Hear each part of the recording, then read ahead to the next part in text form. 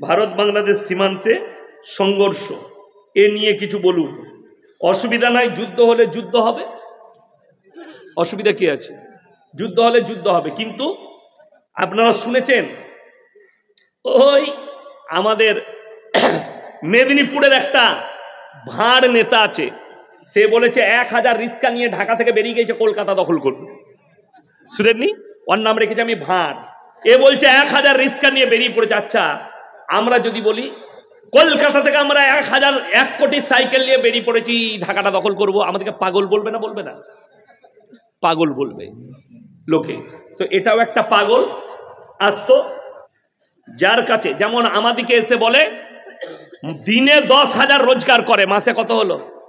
কথা বলে না? মাসে কত? 3 লাখ। ইমামের বেতন কত? 5,000। কিন্তু এসে বলছে 3 দিন ভালো বিক্রি বাটা হয় নাই। হুজুর খুব গোলমাল চলছে ব্যবসা, কি করতে হবে? বরকতের তাবিজ দেন। ভাই হুজুরের তাবিজে তোর ব্যবসায় বরকত হলে হুজুর কেন 5,000 বেতন পাবে? আগে তো আমরা বরকতটা লুবো।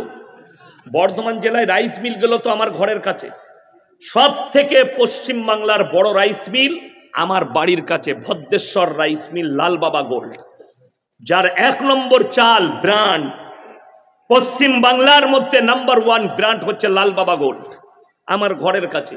ওই রাইস মিল গুলো তো আমাদের বাপ বেটার হতো, তাবিজ মেরে টেনে নিতাম। আচ্ছা, এরকম বুকা লোক পৃথিবীতে আছে? লোককে বড় লোক করবে, নিজে গরিব থাকবে? আছে কেউ? না। তাবিজে যদি বরকত হবে তো তোরা কেন বড় লোক হবে? আমাদের যুবক যুবতীরা জানে না, এরা যে কেন স্কুলে আর কলেজে পড়ালেখা করছে আমরা ভাবি না। আপনি ভেবে দেখুন, আমাদের মৌলবীদের ট্যালেন্ট আছে না? মাদ্রাসায় পড়েছি আমরা, মৌলবী হয়েছি, হাফেজ হয়েছি, কারি হয়েছি, কিন্তু একটা ছেলে বলছে আমরা শিক্ষিত, এরা মাদ্রাসা ছাপ। মাদ্রাসা ছাপের লাভটা জানিস কি?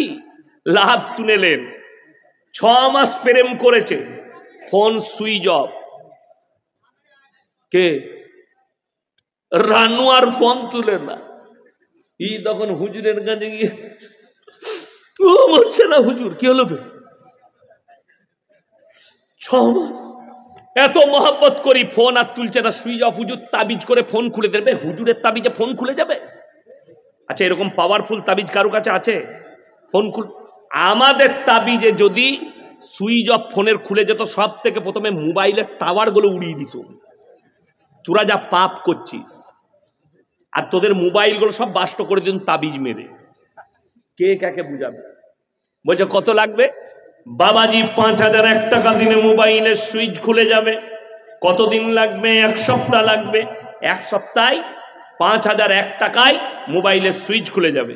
বললে বাবা এর থেকে ভালো লাইন যদি থাকে আপনি আমাকে কত টাকা লাগবে বলুন, মেয়েটা এনে দিতে হবে।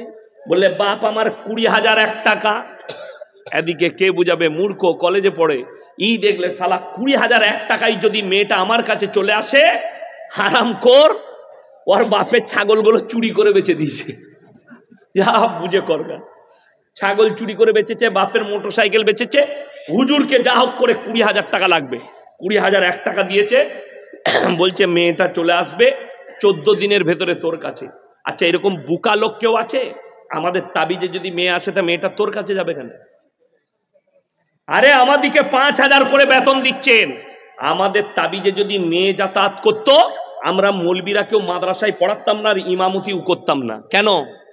খোঁজ লাগাতাম বাপের একটা বিটি বড় লোক কে আছে, তাবিজ মার আর টেনে রে, বড় লোকের জামাই, কিচ্ছু করা লাগবে না। কথা বুঝতে পারেননি? আমরা বুকা নাকি? কিন্তু মূর্খ হচ্ছ তুমি, গন্ড হচ্ছ তুমি। ইয়াসিনের মতো 100টা মৌলবী আর 100টা হুজুর ধরা পড়বে কিয়ামতের দিনে। সমাজকে ধোঁকা দিয়েছো, প্রতারণা করেছো, প্রবঞ্চনা করেছো। 100টা মৌলবী। আল্লাহ কোরআনে কি বলছেন শুনেলেন? আপনারা মনে ভাববেন না এই লোকটা, এই বক্তারা ধোয়া তুলসী পাতা, এই মৌলবীটা ধোয়া তুলসী পাতা। আমার মতো 100টা ইয়াসিন কিয়ামতের দিনে ধরা পড়বে।